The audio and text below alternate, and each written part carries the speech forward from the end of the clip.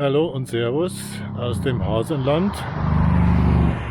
Ende April 2021, endlich geht die Radlsaison für heuer los. Es war immer ganz schön kalt bei uns, aber heute ist herrlicher Sonnenschein.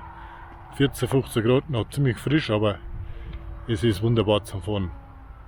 Ich bin jetzt genau 3 Kilometer von daheim weg und dort trotzdem sieht man unser Ziel heute schon. Und das ist genau hinter mir. Der Gipfel da, der Brotjackel-Riegel mit dem Fernsehturm drauf. Ich zeige euch hinterher noch das Panorama. Ich bin heute allein unterwegs, weil meine Gattin ihr Radl beim Kundendienst hat. Aber ich schaffe das auch allein. Also machen wir uns auf den Weg. So, da ist er, der Brotjackel-Riegel. Eine Etage dahinter, der Doppelgipfel, der kleine, der große Rachel. So ein Gipfel weiter, der Lusen. Und wenn man so nach unten dran, der 3 Sessel, schon ziemlich im Dunst. Und in die andere Richtung haben wir bei Föhn Blick bis in die Alpen. Heute ist leider nicht so. Aber ins Donautal und ins Inntal sieht man heute trotzdem. Wunderbarer Ausblick da haben wir. Und ein herrliches Wetter. Also packen wir es an. Bevor ich mir überhaupt vorstellen konnte, den Jackel, wie der Berg in Fachkreisen heißt, überhaupt mit dem Rad erreichen zu können, hatte ich in der Lehrzeit laufend schmerzlich mit dem Testbild hier zu tun. Und in der Kindheit war der Sender unser Tor zu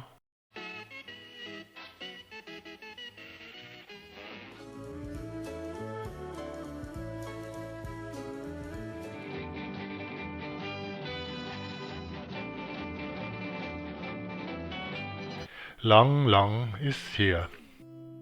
Die Fahrradtour heute führt bis Kilometer 7, praktisch an der Autobahn A3 entlang, bis es heißt Rechtschwenk und immer in Richtung Fernsehturm. Noch stark von der Landwirtschaft geprägt, erreicht man in sehr abwechslungsreichem, leicht welligem Gelände den Donau-Ilz-Radweg.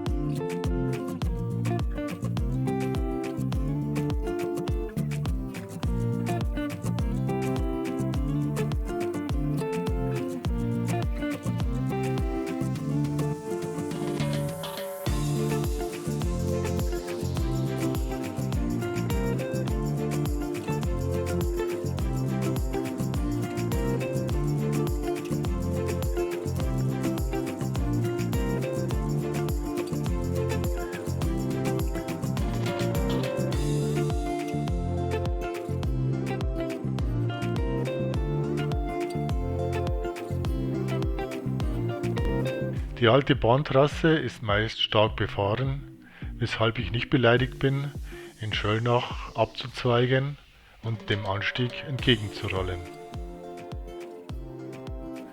Eine Trinkpause am Fuße des Bügelstein mit seiner Drachenfliegerrampe zeigt mir, dass die Bienen momentan absolut dick im Geschäft sind. Jetzt aber dann ran an den Berg.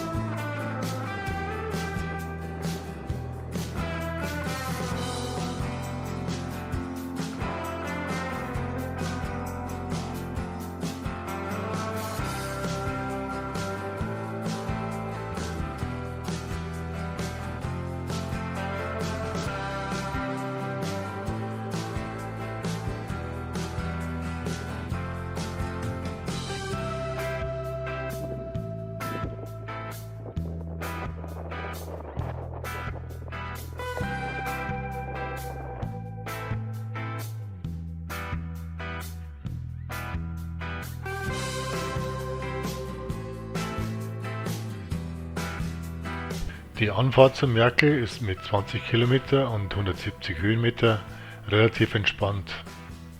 Allerdings sind die auf 7 Kilometer verteilten 450 Höhenmeter zum kleinen Skigebiet rund um Langfurt an den Hängen des Sonnenwaldes schon eine Herausforderung. Dafür ist der Ausblick zurück ins Donautal und teilweise bis in die Alpen genauso eine Belohnung wie in die andere Richtung zum Aber.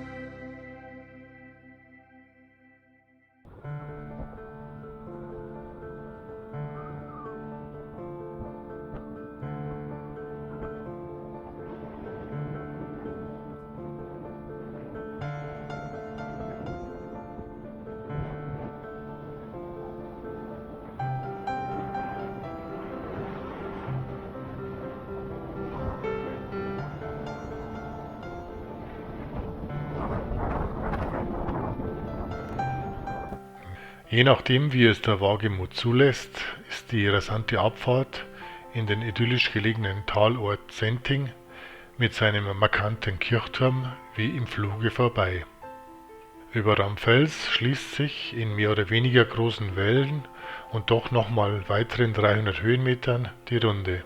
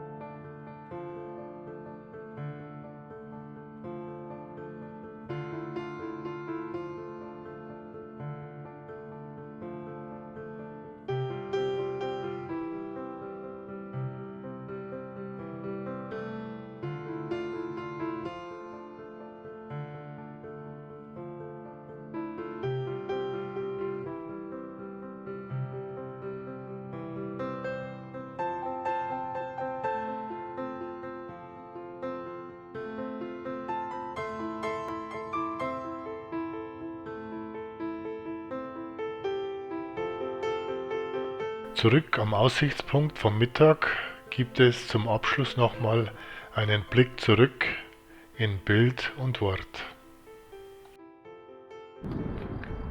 50 Kilometer und 1000 Höhenmeter später bin ich mir absolut sicher, dass die tektonischen Verwerfungen über den Winter extrem zugeschlagen haben.